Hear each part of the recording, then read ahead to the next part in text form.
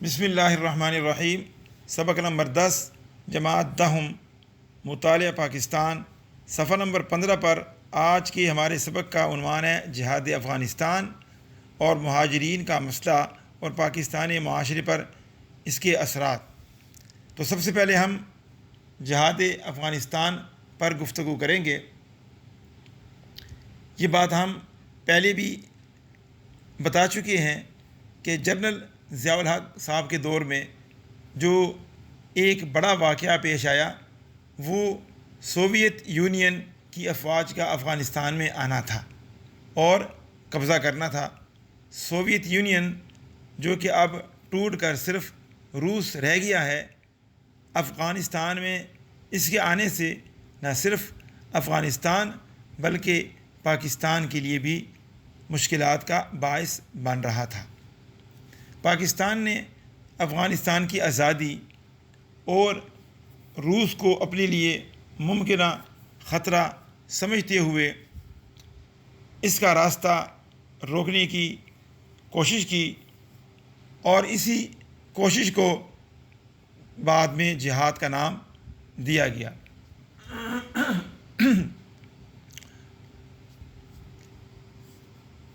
اس جہاد میں امریکہ نے بھی افغانستان اور پاکستان کا بھرپور ساتھ دیا۔ چونکہ امریکہ اپنے سامنے دوسرے سپر پاور کو نہیں برداشت کر سکتا تھا، اس لیے وہ ایسے موقع کی تلاش میں تھا کہ روس کو کوئی ایسا مسئلہ پیش آئے کہ وہ اس کا مقابلہ کر کے اپنے آپ کو واحد سپر پاور منوا لے۔ تو اس موقع پر اس نے بھرپور تعاون کیا۔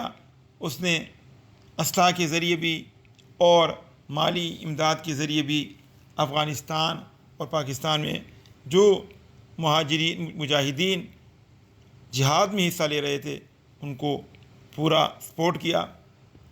اس سلسلے میں افغانستان کے مجاہدین کے ساتھ ساتھ پاکستانی بارڈر پر مقیم بہادر قبائلی عوام نے بھی پورا حصہ لیا جہاد کے عمل میں۔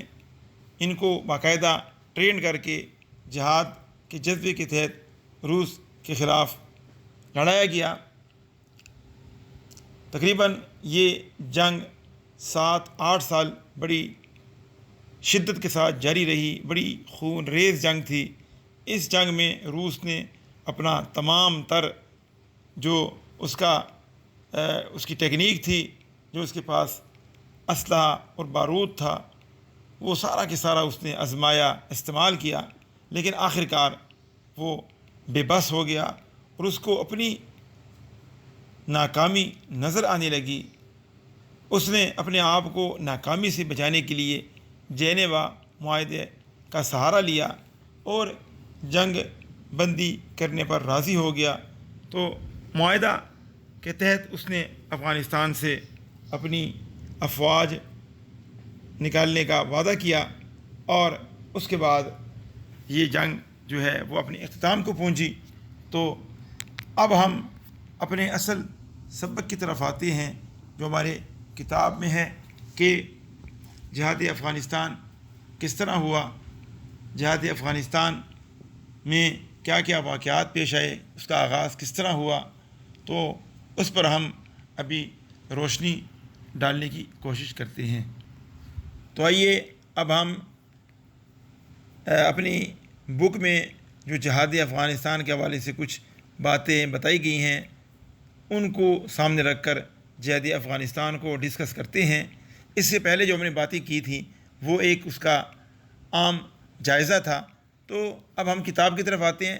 تو 1969 یعنی 79 میں روسی افواج کی افغانستان آمد سے پاکستان کے لیے ایک نیا چیلنج پیدا ہو گیا۔ واضح ہے، یہ بات سمجھ میں آتی ہے کہ افغانستان میں روسی افواج کا آنا پاکستان کے لیے بھی کسی قسم کے خطرے سے باہر نہیں تھا۔ تو جنرل محمد ضیاء الحق نے بڑے اعتماد اور حوصلے کے ساتھ دو ٹوک پالیسی اپنائی۔ اور روسی افواج کی مداخلت کے خلاف ڈٹ گئے۔ جہاد کا آغاز۔ افغانستان کی عوام روس کے حملوں کے خلاف اٹھ کھڑی ہوئی اور جہاد شروع کر دیا۔ حکومت پاکستان کی اخلاقی مدد کے سبب افغان مجاہدین کے حوصلے بلند ہو گئے۔ مجاہدین نے ہر محاذ پر روسی افواج کو عبرتناک شکست دی۔ 1986 تک روس بالکل مایوس اور بے بس ہو گیا، تاہم جہاد جاری رہا۔ جب اسے اپنی شکست صاف نظر آنے لگی تو اسے اپنی جان کے لالے پڑ گئے۔ یہ بات بھی ہم یہاں بتاتے چلیں کہ آخرکار سوویت یونین کو، جو اس وقت کی ایک سپر پاور تھی، کیا ضرورت پیش آئی افغانستان کی طرف آنے کی، افغانستان پر قبضہ کرنے کی۔ تو اس حوالے سے اگر ہمیں اس بات کا پتہ چل جائے کہ آخر سوویت یونین افغانستان میں کیوں آیا، تو اس کی چند وجوہات ہیں، جس میں سے ایک دو ہم ذکر کر دیتے ہیں۔ سوویت یونین جو ہے، اس کے دائیں بائیں جتنے بھی سمندر ہیں وہ تقریباً سارے کے سارے وہ سال کے اکثر مہینے وہ برف سے جمے رہتے ہیں، ان کے اندر برف رہتی ہے، اس کے اندر تجارتی سرگرمیاں نہ ہونے کے برابر ہوتی ہیں، چند ماہ کے لیے وہ کارآمد ہوتے ہیں۔ تو سوویت یونین جو ایک بہت بڑی طاقت تھی اور ایک بہت بڑا ملک تھا، اس کو اپنی تجارتی سرگرمیاں جاری رکھنے کے لیے اور اپنی تجارت کو بڑھانے کے لیے، اس کو آگے سے آگے لے جانے کے لیے ایک ایسے راستے کی، ایسے سمندر کی ضرورت تھی جو سال کے 12 مہینے کارآمد رہے، اس میں تجارتی سرگرمیاں جاری رہیں۔ تو وہ سمندر جو تھا وہ پاکستان کے ساتھ لگنے والا بحیرہ عرب، جو بحیرہ ہند کا حصہ ہے، یہی اس کے لیے زیادہ سوٹیبل تھا۔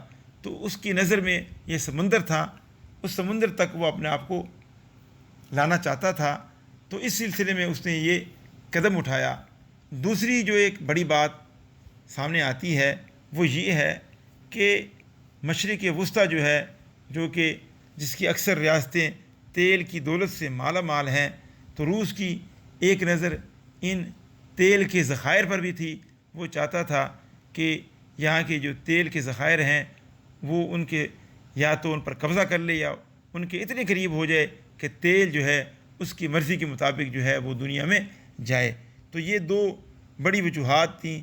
اس کے علاوہ اور بھی وجوہات ہو سکتی ہیں، لیکن یہ جو بڑی وجوہات ہیں کہ ایک گرم پانی تک آنا اور ایسے سمندر تک آنا جو سال کے 12 مہینے تجارت کے لیے اور دوسری سرگرمیوں کے لیے وہ جو ہے وہ اس کو استعمال کرے، اور اس کے علاوہ وہ تیل کی جو ایک بڑی یہاں پر جو ہے وہ ذخیرہ ہے، اس تک وہ آنا چاہتا تھا۔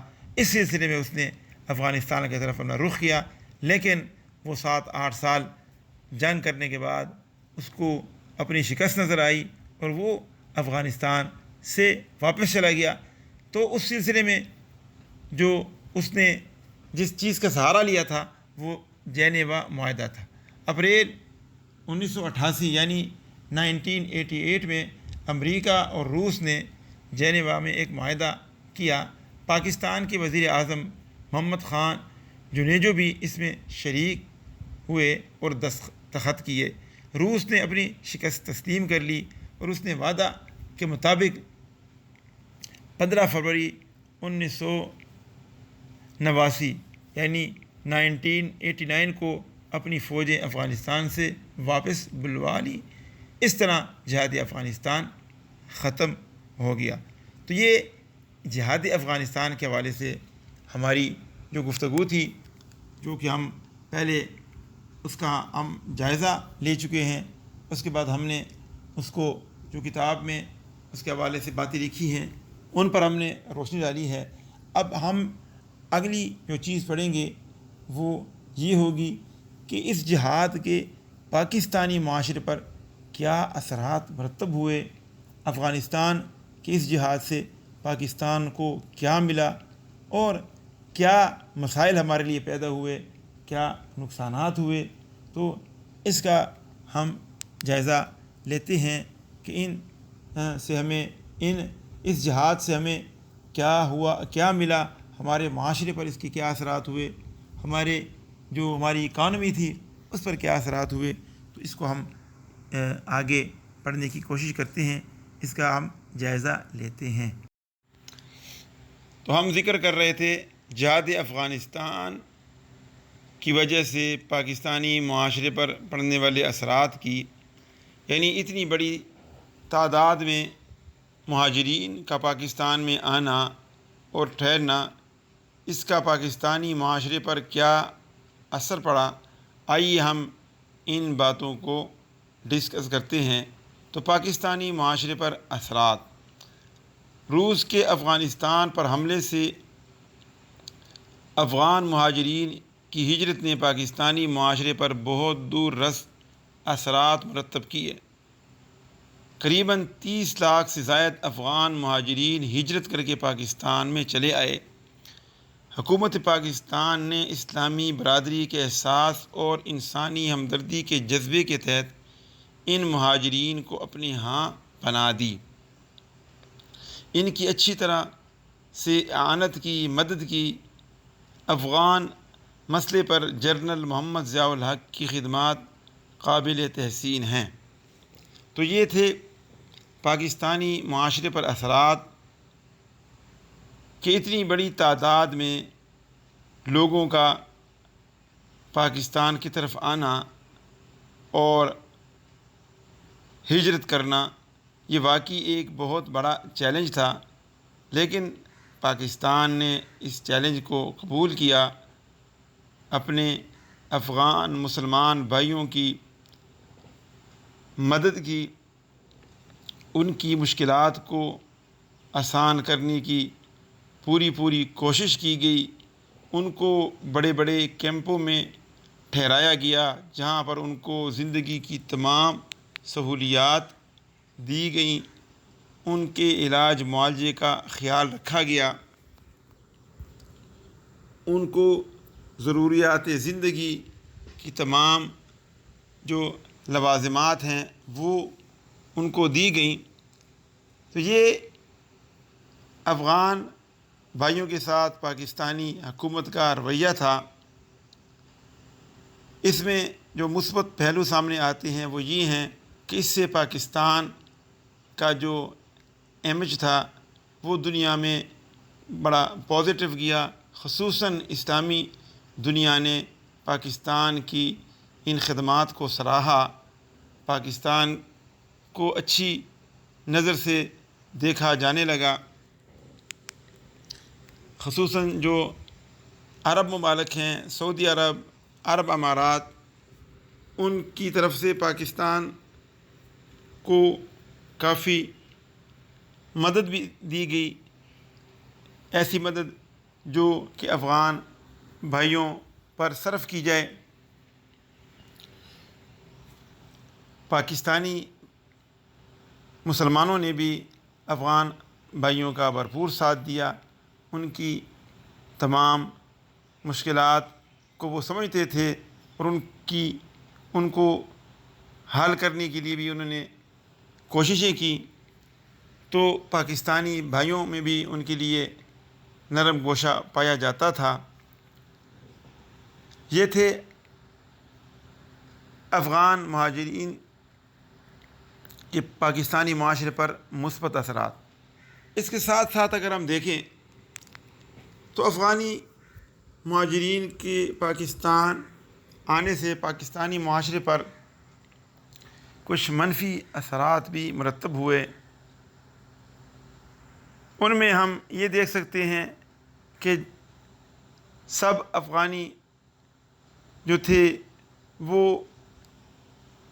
نیک نیتی اور نیک جذبے کے تحت پاکستان نہیں آئے، بلکہ کچھ ایسے بھی تھے جو کہ اخلاقی طور پر جو ایک اخلاقی معیار ہوتا ہے اس پر وہ پورے نہیں اترتے تھے.